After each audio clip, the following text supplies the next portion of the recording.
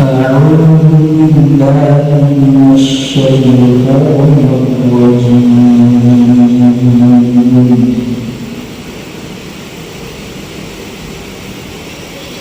يا أيها الذين آمنوا اتقوا الله ولتنظر نفس ما قدمت لغد واتقوا الله إن الله خبير بما تعملون.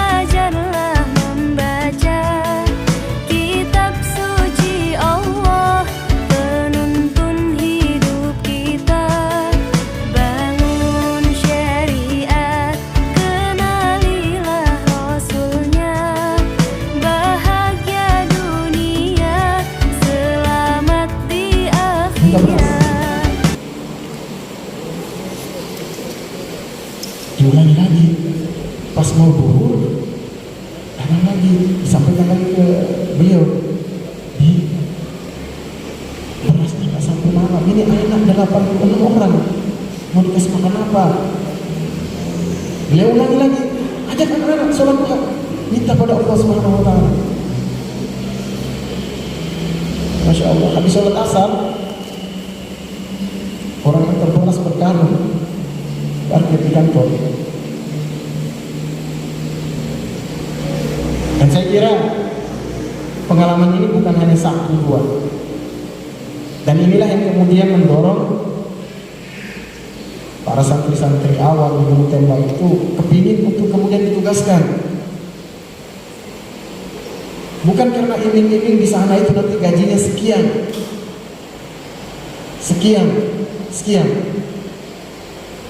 Tapi mereka kepingin untuk merasakan keterlibatan Tuhan itu, keterlibatan Allah Subhanahu Wa Taala dalam seluruh aktivitas kegiatan itu.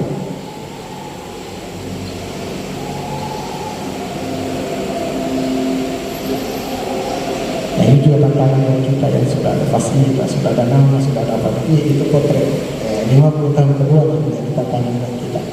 Tapi paling tidak ini saya coba untuk kemudian angkat. Bukan untuk kemudian membandingkan, tapi memang kita coba untuk kemudian membangun spirit. Sisi spirit itu kita tetap terus bawa, walaupun dari kondisi yang berbeda yang kita alami. Jadi sekali lagi saya sampaikan bahwa poin pertama adalah tauhid. Ya, tauhid. Karena perlangkahan awal ini memang betul-betul dari nol. Ustaz Anwari Hambali kemarin menceritakan tentang Ustaz Abdullah Said ketika datang ke Gunung Tembak. Beliau temani menemui orang yang mewakafkan tanah itu yang sekarang jadi masjid. Jadi dulu gunung. Ya, Masjid Arya itu dulu gunung. Dan yang punya tanah itu keliling terus tawaf terus dia di situ. Begitu Ustadz Abu Said bersama beberapa sahabat yang naik ke situ cari tanah untuk pesantren, dia bilang ini sudah mimpi saya ini. Akhirnya diserahkan di tanah. Ya. Mulai dari nol, tapi dari nol dan di titik Gunung Tembak itulah yang kemudian Hidayatullah itu sampai hari ini lebih dari 500 titik di seluruh Indonesia. Ya, terakhir sekitar 600-an. Itu berawal dari nol dan punya keyakinan yang kuat. Ya, punya keyakinan kuat. Wa may yattaqillaha yaj'al lahu makhraja wa yarzuqhu min haitsu la yahtasib. Itu jadi keyakinan jalan rahmat Allah Subhanahu wa taala. Makanya Ustaz Amin Mahmud itu menyampaikan, kalau kemudian kita sudah ibadah dan lain sebagainya belum ada pertolongan Tuhan, harus cek lagi ada yang memang belum memenuhi syarat untuk Allah turunkan bantu kita itu. Adakah ini komponen yang kemudian memang masih melakukan maksiat yang kemudian menghalangi turunnya bantuan Allah Subhanahu wa taala. Dan introspeksinya itu kembali kepada kita. Ya, kembali kepada kita.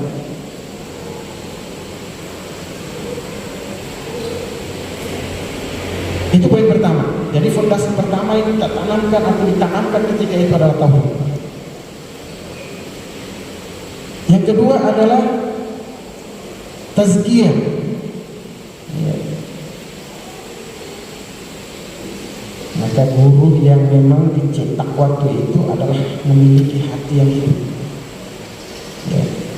Dan kita kepingin untuk sahabatku sekalian semuanya, kita memiliki hati yang hidup untuk kemudian bisa menyinari titipan amanah dari orang-orang tua walinya yang menyampaikan amanah.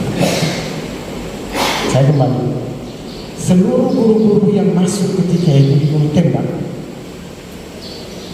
itu memang dikondisikan dalam satu tempat, dan mereka hampir 24 jam bersama dengan anak-anak atau santri yang diamanahkan untuk kemudian mereka kawal. Habis sholat mereka beri motivasi, pulang masuk sekolah, pulang lagi ada pengumuman kerja bakti kerja. Sementara di kelas kalau diumumkan untuk turunkan semen, keluar dari sekolah kasih turun semen. Dan kebersamaan bersama santri itu yang kemudian memberikan keteladanan kepada para santri. Karena ini penting. Sebelum menyuruh, memang tujuan mereka lakukan. Sebelum memerintah, memang dia dulu bekerjakan. Jadi betul-betul memang dia menjadi pribadi yang sebelum berkata, sikapnya itu sudah menjadi teladan buat anak. Ya. Ya mungkin saja murid itu tidak bisa akan ingat 10 tahun tentang rumus yang ada, tapi mereka akan ingat guru saya dulu selalu saya keluar ke masjid. Guru saya dulu tidak pernah tinggal sholat duha. Guru saya dulu ngajinya tidak pernah ketinggalan dalam satu hari. Nah, itu yang kemudian menjadi guru saya dulu selalu buat sebelum semuanya datang. Atau kemudian dia ingat kepala sekolah saya dulu sebelum gurunya datang sudah dulu. Jadi kepala sekolah menjemput guru-guru. Senang ya. Karena penting ini keteladan ini, hari ini yang paling penting. Ikhwan fillah rahmat Allah Subhanahu wa taala. Tanpa ini tidak ada ruhnya. Tidak ada ruhnya sekolah kita. Ya, tidak ada ruhnya sekolah kita. Kemudian pondasi yang ketiga itu jamaah. Kalau kita berbicara tentang jamaah, ikhwan fillah rahmat Allah Subhanahu wa taala, Maka ada 5 komponen yang ada pada jamaah itu yang tidak bisa kita pisahkan. Ya, kalau berbicara tentang jamaah, kita berbicara tentang jamaah berarti kita juga berbicara tentang imam. Mana ada jamaah yang tidak ada ketuanya, tidak ada pemimpinnya? Kita berbicara tentang jamaah berarti kita berbicara tentang makmum, anggota, warga. Tidak ada jamaah itu. Enggak dibilang jamaah itu baru 1 orang, tidak ada anggota. Kita berbicara tentang jamaah berarti kita berbicara tentang bai'ah, janji setia. Saya kira teman-teman guru semuanya hadir di sini punya komitmen. Saya akan habis-habisan di SD, saya akan habis-habisan di SMP, SMA. Dan yang saya paling penting jangan sampai kemudian membatasi diri pada ruang waktu. Kita dalam satu perahu. Perahu kita adalah Hidayatullah. Dan berlayar menuju visi besar itu adalah membangun peradaban.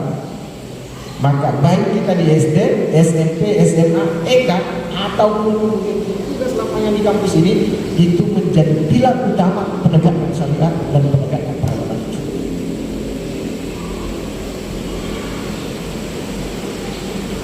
Jadi pemimpin, anggota, bai'ah, janji, komitmen.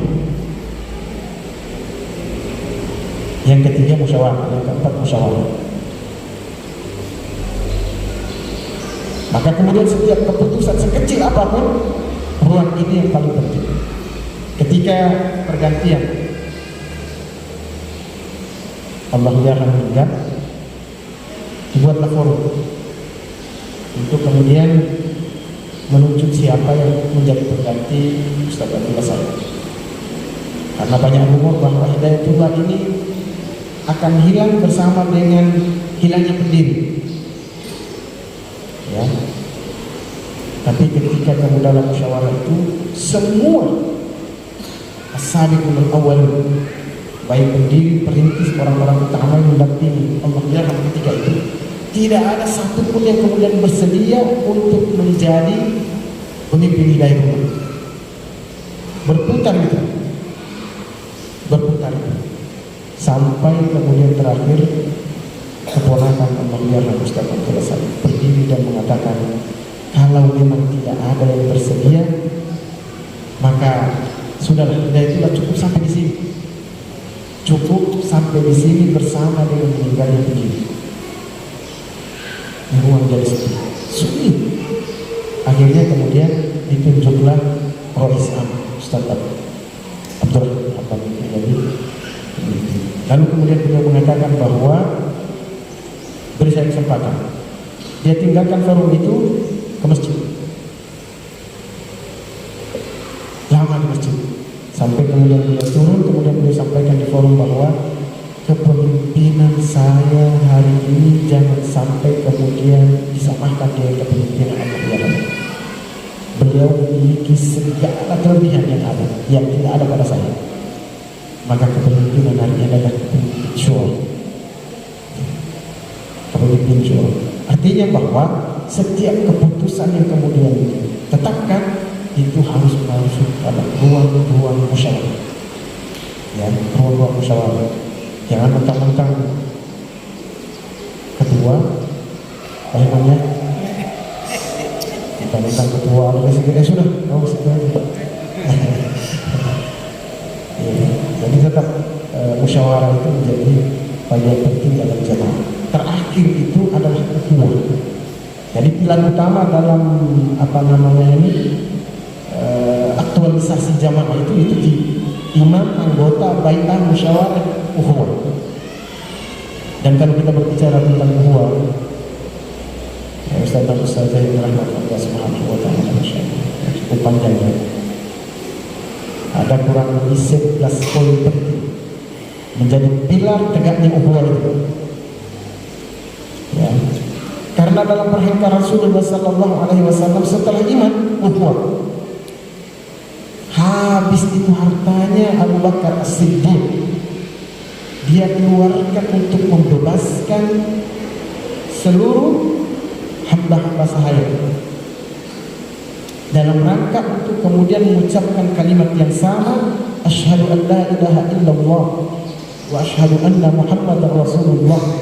Dia budak, tapi posisinya diangkat oleh beliau untuk menjadi manusia merdeka bersama derajatnya dengan para orang-orang utama menurut pandangan Quraisy ketika itu. Makanya ketika Bilal bin Rabah kenal dengan Tuhannya, sikap dia terhadap majikannya beda sekali. Oh, kamu juga sama saya, sama-sama ciptaan Allah Subhanahu wa Ta'ala. Kamu juga tercipta dengan air, saya juga demikian. Iya, nggak perlu lagi kemudian merangkak, menunduk di depan. Kita sama tuh. Jadi ketika dia berada dalam posisi sebagai hamba sahaya yang memang derajatnya itu sama dengan derajatnya itu sama dengan bahan dagangan, kalau gitu kita bisa katakan secara kasar begitu. Karena kapan saja majikannya mau jual, dia jual. Orang mau tawar berapa, dia jual sesuka-suka dia. Makanya ketika Abu Bakar menerima tawaran dengan harga yang disampaikan Umayyah, majikannya Bilal itu, Abu Bakar enggak nawar sedikit pun juga, karena dia anggap ini mahal. Maka ketika Umayyah mengatakan bahwa andaikan engkau tawar lebih rendah dari penawaran saya jual juga itu, karena tidak ada guna-gunanya. Tapi apa kata Abu Bakar? Andaikan engkau tawar 3 kali lipat daripada itu, tidak saya tawar, saya beli, saya tidak akan tawar. Sehingga ikatan ukhuwah yang terbangun itu sungguh luar biasa kuatnya. Sungguh luar biasa kuatnya. Ya. Makanya pilar pertama dari ukhuwah itu sucikan hati. Nah, ini juga berat. Kalau sudah menganggap ukhuwah itu nggak ada lagi sekat di antara kita, antara hati itu dan macam-macam. Apalagi kemudian dalam satu unit kerja, ruang kecil sekolahan, antara guru-guru di kelas 3 dan kelas 4 nggak ketemu. Kenapa nggak ketemu? Itu satu. Apa sih tujuan kita datang mengajar ini? Ya kan? Kalaupun kemudian tujuan ini pada sisi dunianya, para ibu, bapak, hadirin semua, habis aja di dunia. Kalau kemudian tidak kita bintik bahwa apa yang kita kerja ini adalah warisan perjuangan, karena itu yang paling penting. Itu yang paling penting, dan itulah yang diwariskan oleh para pendahulu lembaga ini. Mereka tidak punya bayangan bahwa saya buka pesantren ini nantinya kemudian saya punya A, B, C, D. Tidak ada punya bayangan seperti itu. Saya buka pesantren ini, saya coba untuk kemudian mengantar orang-orang yang kemudian bisa berada di dalam ketaatan kepada Allah Subhanahu wa Ta'ala. Iman terpelihara, akhlak terjaga. Tujuannya itu. Bayangkan ada tenaga yang dikirim, hanya dibelikan tiket. Tapi inilah kemudian ikatan ukhuwah yang begitu kuat. Dibelikan tiket dari Balikpapan ke Makassar. Ini bawa anak istri. Sampai di Makassar, bingung juga dia. Tapi teman-teman di Makassar menganggap bahwa ini adalah kiriman dari Balikpapan. Diuruskan. Beli tiket dari Makassar, lanjut lagi ke Ambon. Sampai kata beliau, ya, Ustaz Sarbini Nasir, semoga itu kesehatan Allah Subhanahu wa Ta'ala.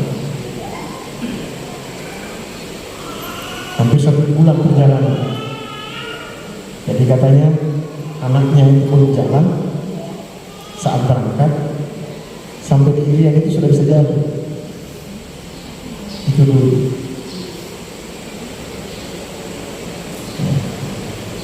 Ya. 3 itu yang menjadi fondasi awal di potret perjalanan. Makanya siapapun yang datang Allah yarham itu selalu saja kemudian ngambil A, B, C, kemudian dia mengatakan saya persaudarakan kalian berdua karena Allah Subhanahu wa Ta'ala.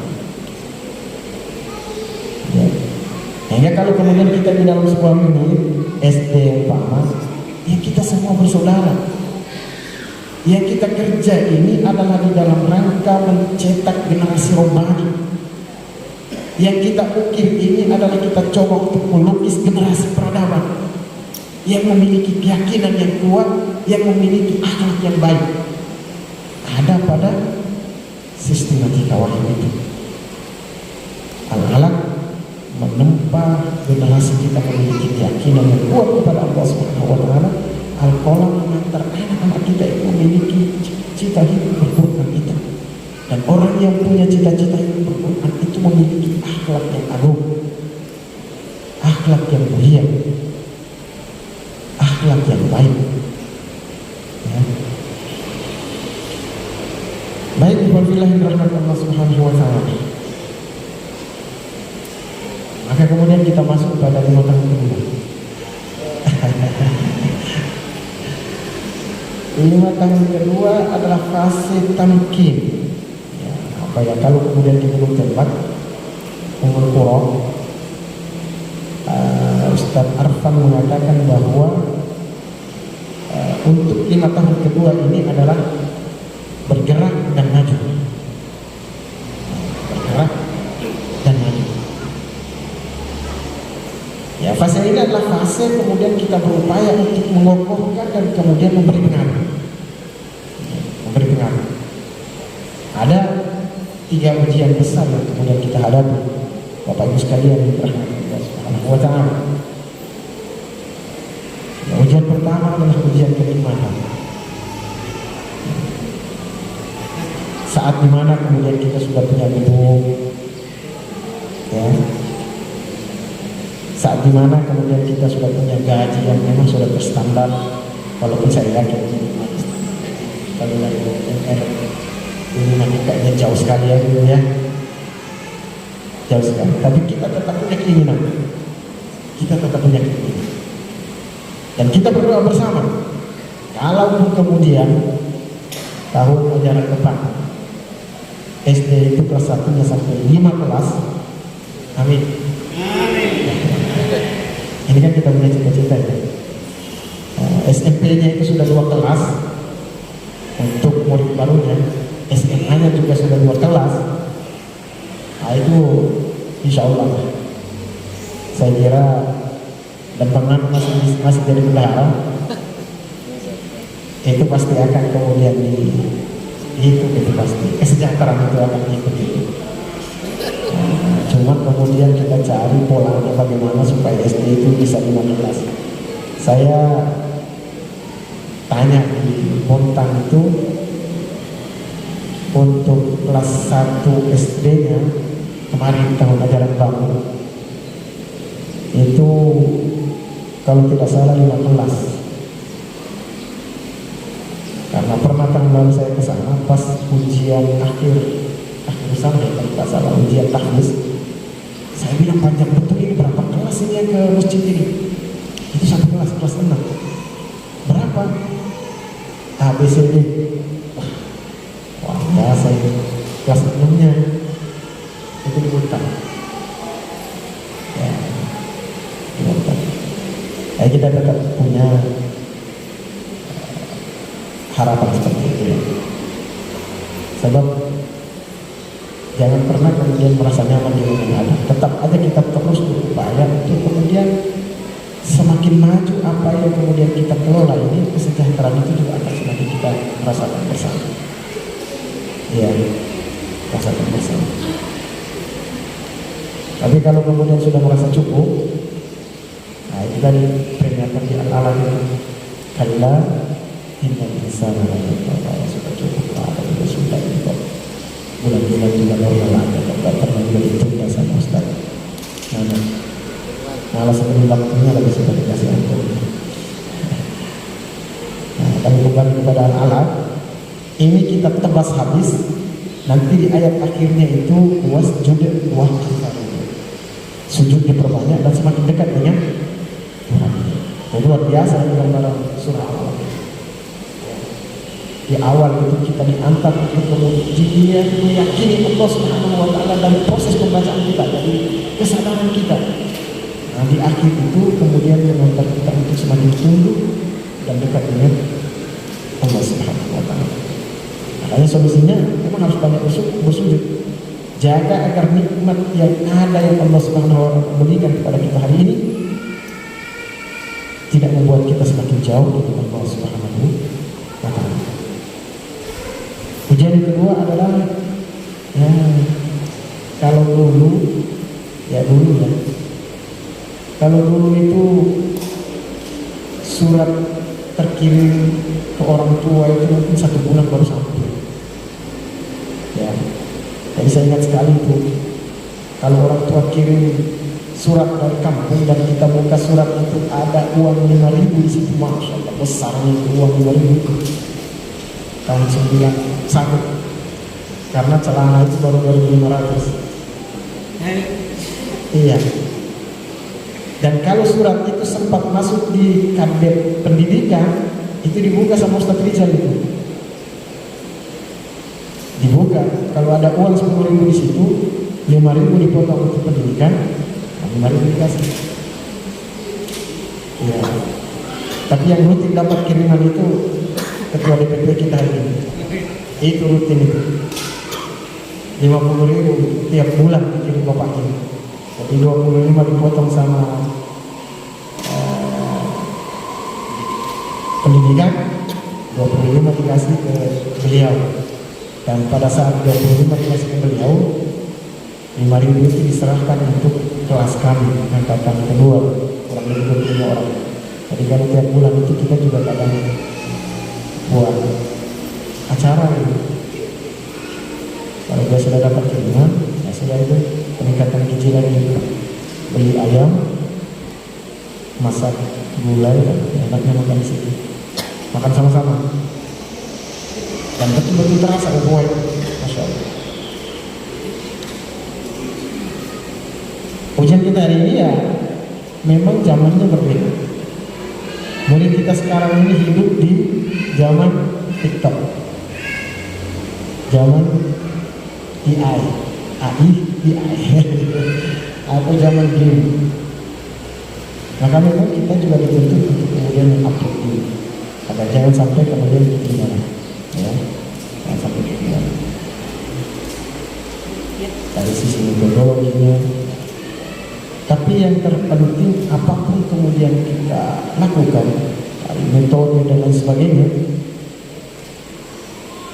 jangan pernah kemudian kita berubah dari fondasi awal itu, tauhid dan hidup berkurang. Ini yang paling penting untuk kita jaga. Makanya Ibu dan rahmat Allah Subhanahu wa Ta'ala, kita syukuri karena memang kita kemudian apa istilahnya ya, dikawal, kalau kemudian kita katakan seperti itu, dengan sebuah program yang kemudian diwujudkan dengan gerakan nawafil dan hati. Ya.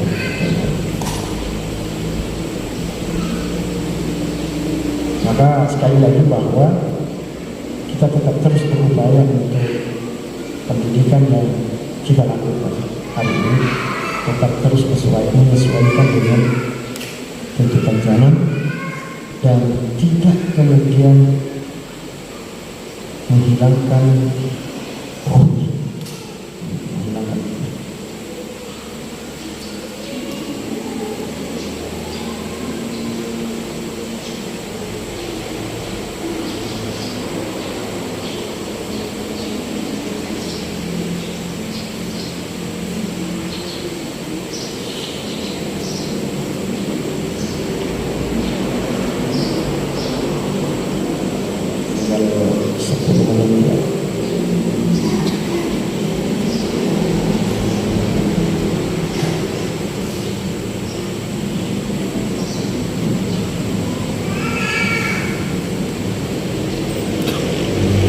Apa yang kemudian harus kita lakukan? Kawan yang berbahagia, Kita coba untuk kemudian jadikan kelas kita, kantor kita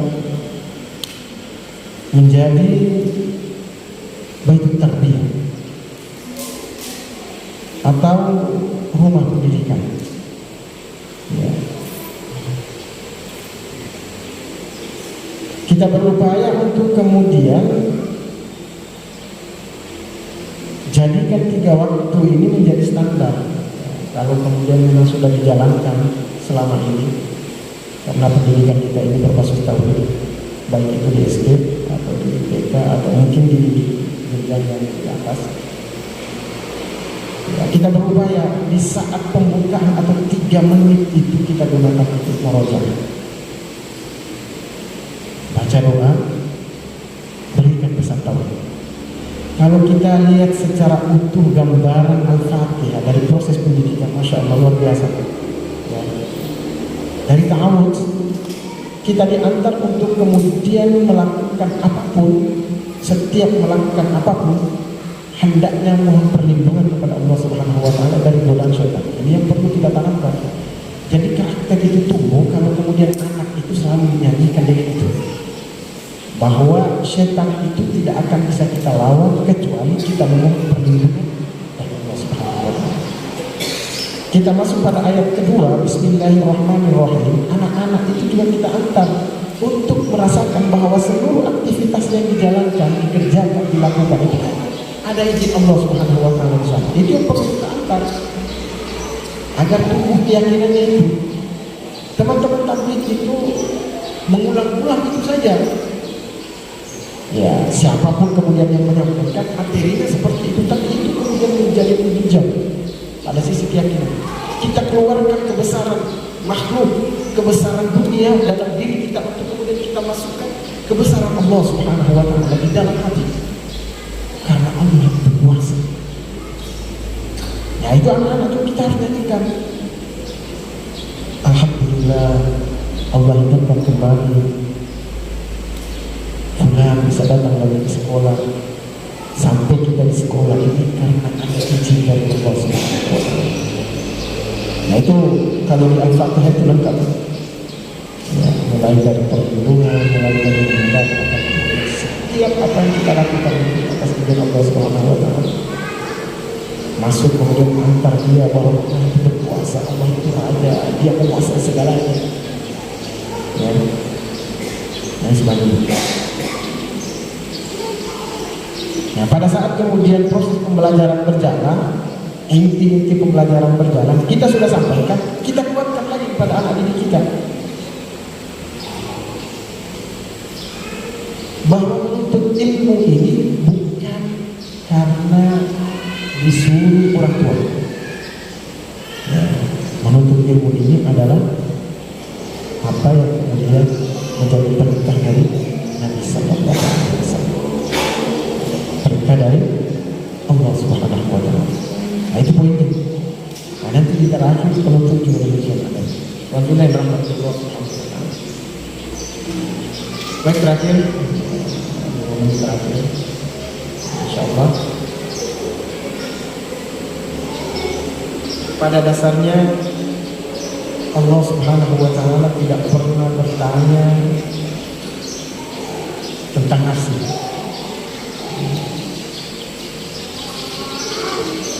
Kalau takarannya pada hasil, maka banyak betul orang yang tidak berhasil dalam proses ini. Tapi Allah Subhanahu wa Ta'ala akan melihat sejauh mana ikhtiar kita, usaha kita, upaya kita. Makanya Allah Subhanahu wa Ta'ala sampaikan dalam Quran, Inna Allah la yughayyiru ma biqaumin hatta yughayyiru ma bi anfusihim. Sesungguhnya Allah Subhanahu wa Ta'ala tidak akan pernah merubah keadaan suatu kaum sampai mereka mengubah keadaan itu sendiri. Ada pada diri mereka. Hadirin rahmat Allah Subhanahu wa Ta'ala.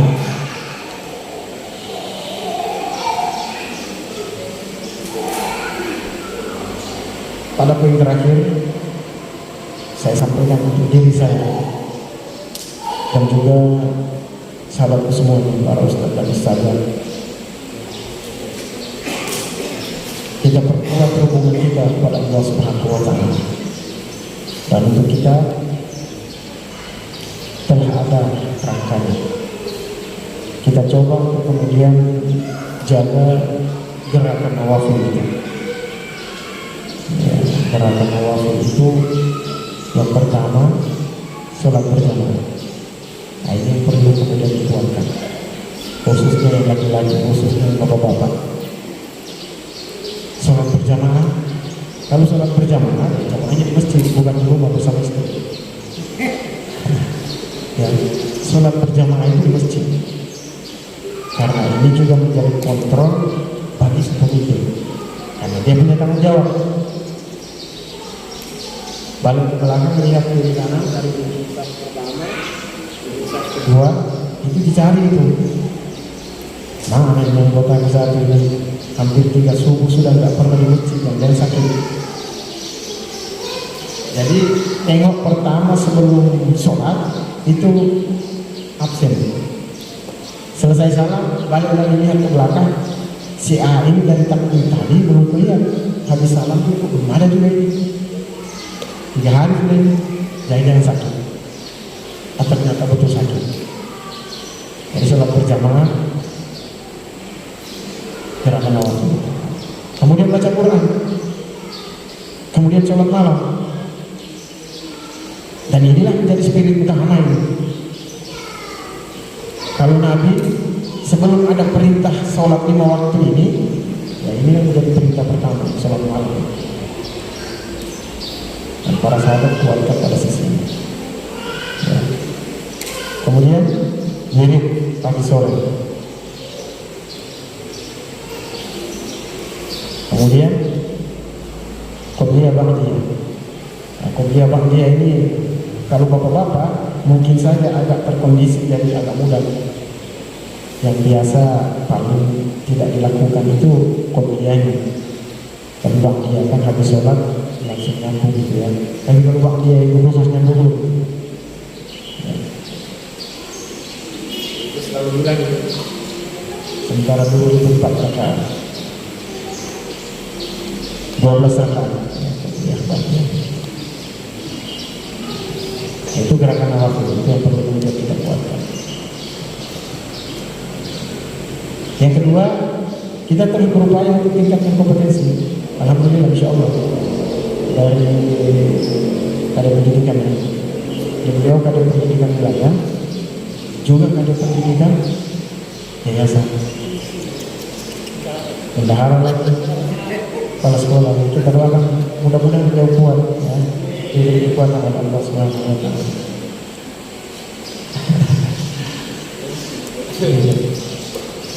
Yang ketiga, Bapak Ibu sekalian yang berbahagia, tetap kita jaga keikhlasan kita dalam menjalani amanah.